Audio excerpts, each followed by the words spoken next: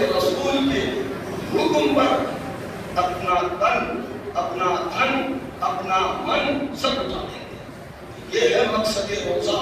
اور ہم غریبوں کو سمجھیں، جب ہم بھوکے رہیں گے، جب ہم پیاسے رہیں گے تو ہمیں بھوکوں کی بھوک یاد آئے گی، پیاسوں کی پیاس یاد آئے گی، اور پھر جو غریب ہے ان کی غربت یاد آئے گی۔ تو یقیناً پھر ہم کھانا کھانے سے پہلے سوچیں کہ ہمارا بھائی بھوکا تو نہیں ہے، ہمارا بھائی پیاسا تو نہیں ہے، ہمارے پڑوسی بھی یہاں کھانا بنا ہے کہ نہیں۔ یہ سب آدمی سوچے گا۔ یہ ہے مقصد روزہ کہ پڑوسی کا خیال رکھا جائے۔ روزہ رکھنے والا جب 11 مہینے میں قدم رکھے گا تو وہ پیاسے کی فکر رکھے گا اور حرام چیزوں سے بچے گا، حرام شے سے بچے گا، ناجائز کام سے بچے گا، ممنوعات اشیاء سے بچے گا کہ یہ چیزیں ممنوع ہیں، اللہ نے منع کی ہے۔ جب ہم ماہ رمضان میں حلال بیوی کے قریب نہیں ہوتے، صبح صادق سے لے کر غروب آفتاب تک، روزہ کس کو کہتے ہیں؟ روزہ نام ہے، یہ عام لوگوں کا روزہ۔ روزہ نام ہے اپنے آپ کو کھانے سے، پینے سے اور بیوی کی غربت سے، بیوی کی ہمبستری سے اپنے آپ کو روک رکھنا۔ اس لیے ان باتوں کا خیال رکھا جائے۔ آپ کو میں بتاؤں کہ نزہۃ المجالس حضرت علامہ عبد الرحمن صفوری، آپ دیکھیے وہ بڑا اہم واقعہ لکھتے ہیں۔ کیا لکھتے ہیں کہ مدینہ منورہ کی 2 عورتیں روزہ کی حالت میں بارگاہ رسالت مآب صلی اللہ علیہ وسلم حاضر ہو کر عرض کرتی ہیں، یا رسول اللہ صلی اللہ علیہ وسلم، مردوں کی طرح ہم نے بھی روزے رکھے۔ مدینہ منورہ کی 2 اسلام کی مقدس شہزادی بارگاہ نبوی میں پہنچ کر عرض گناہ ہے، جیسے مرد روزہ رکھتے ہیں ویسے ہم نے بھی روزے رکھے ہیں۔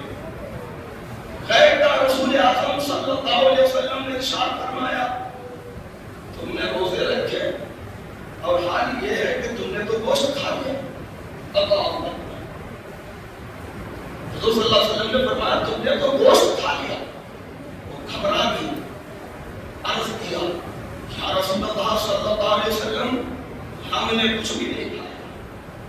اور آپ فرما رہے ہیں حق ہی ہوگا، سچ ہی ہوگا، لیکن کھایا کچھ بھی نہیں ہے۔ حضور صلی اللہ علیہ وسلم نے 2 پیالے بنوائے اور پھر دونوں کے ہاتھوں میں پکڑا دیے اور پھر حکم فرمایا کہ تم دونوں اپنے اپنے پیالے میں دے دو، الٹی کر دو، طے کرو۔ اللہ حضور صلی اللہ علیہ وسلم کے حکم پر دونوں نے طے کیا۔ گوشت کے ٹکڑے بالکل چتھڑے اور طرح طرح کی چیزیں طے کے ذریعہ پیالے میں آئی، دونوں کے پیالے بھر گئے۔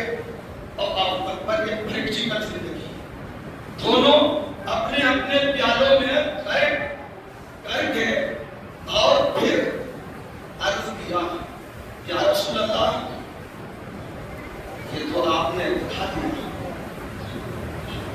ہر شرم سے ان کے جھک گئے، بلکہ دونوں عورتیں مارے شرم کے مرنے کے قریب ہو گئی۔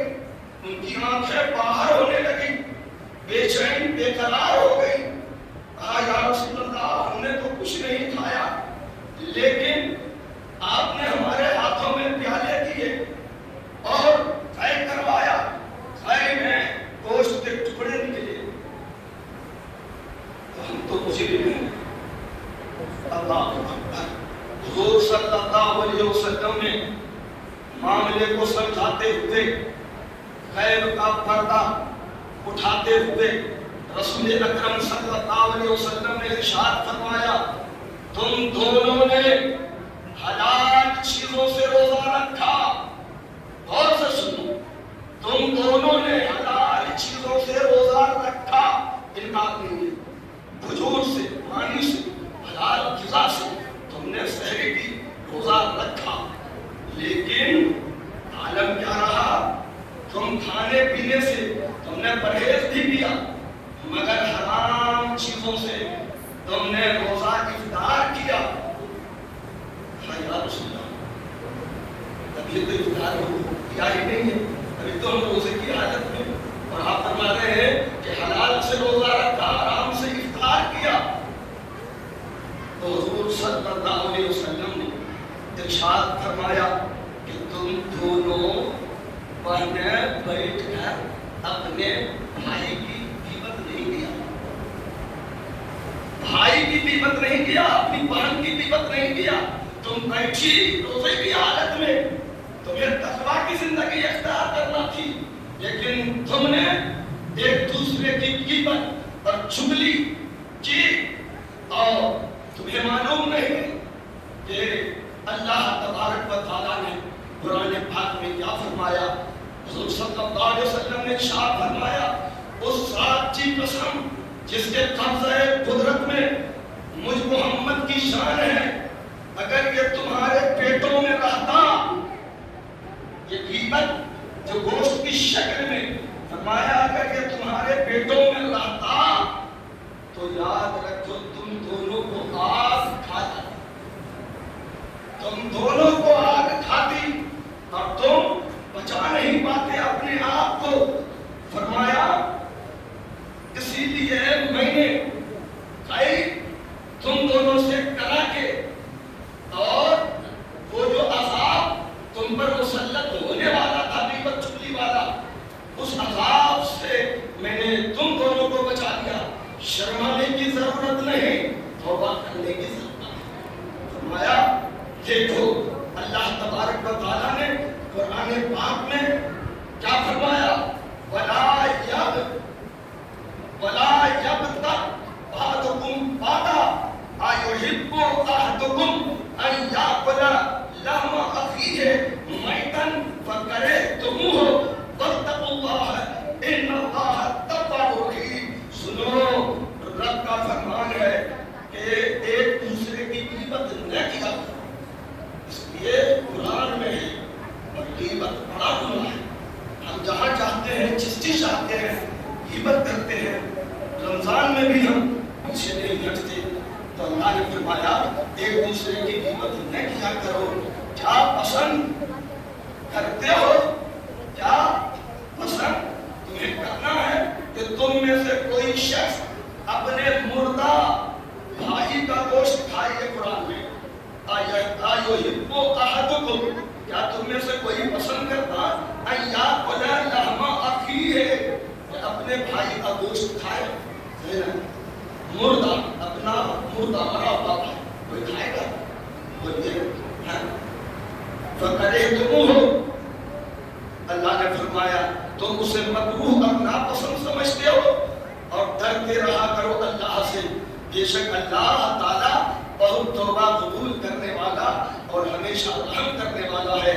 حضور صلی اللہ علیہ وسلم نے ارشاد فرمایا, بخاری شریف کی حدیث مبارکہ ہے, سیاہ ستہ میں آپ کو یہ حدیث مبارکہ ملے گی. فرمایا مَن لَمْ يَدَعْ قَوْلَ الزُّورِ وَالْعَمَلَ بِهِ فَلَيْسَ لِلَّهِ حَاجَةٌ فِي أَن يَدَعَ طَعَامَهُ وَشَرَابَهُ, یعنی جو جھوٹی باتیں اور برے کام روزے کی حالت میں نہ چھوڑے تو اللہ تعالیٰ کو اس کے کھانے اور پینے چھوڑنے کی ضرورت نہیں ہے. آپ بھوکے رہو, پیاسے رہو, غیبت کرو, چغلی کرو, لڑائی کرو, جھگڑے کرو, تو اللہ کو تمہارے ایسے روزے کی ضرورت نہیں ہے. اب آپ تو اس لیے ہم اور آپ ہمیشہ غیبت سے, چغلی سے, گالی گلوچ سے, قلبی عیاشی قلب کی بھی ہوتی ہے. کسی کی محبت کو دل میں بٹھا لینا, کہیں بھی ہو کام پر، لیکن اسی عورت کا خیال لانا ہے نا، نگاہوں سے کسی پرائی عورت کو ٹچکی باندھ کر دیکھتے رہنا جب تک وہ نگاہوں سے چھپ نہ جائے، اور اگر چھپ گئی تو موٹر سائیکل دوڑا کر آگے سے گھراؤ۔ یہ سب ہو رہا ہے معاشرے میں کہ نہیں ہو رہا؟